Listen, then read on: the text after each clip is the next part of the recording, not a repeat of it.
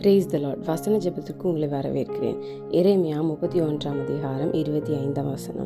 நான் விடாய்த்த ஆத்துமாவை சம்பூர்ணமடைய பண்ணி தொய்ந்த எல்லா ஆத்துமாவையும் நிரப்புவேன்.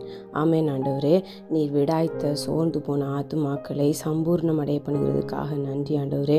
யாரெல்லாம் ஆண்டவரே என்னால் முடியாதென்று கைவிடுகிறார்களோ, இல்லை சோர்ந்து போயிருக்கிறார்களோ, அந்த விஷயத்தின் மேலே தேவனுடைய சம்பூர்ணமான ஆசீர்வாதம் உண்டாவதாக.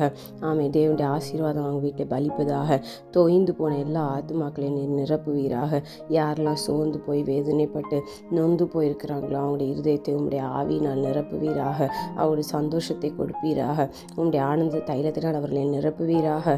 ஆமென் ஆண்டவரே, நான் விடாய்த்த ஆத்துமாவை சம்பூர்ணமடை பண்ணி தொய்ந்த எல்லா ஆத்துமாவையும் நிரப்புவேன் என்று சொன்ன ஆண்டவர், அப்படியே நீருடைய வாழ்க்கையில நீ செய்கிறதுக்காக நன்றி. இருதயங்கள் புதுப்பிக்கப்படுவதாக, காயங்கள் ஆற்றப்படுவதாக, சாம்பலுக்கு பதிலாக சிங்காரம் உண்டாவதாக, ஒழுங்கின் ஆவிக்கு பதிலாக துதியினுடைய உண்டாவதாக.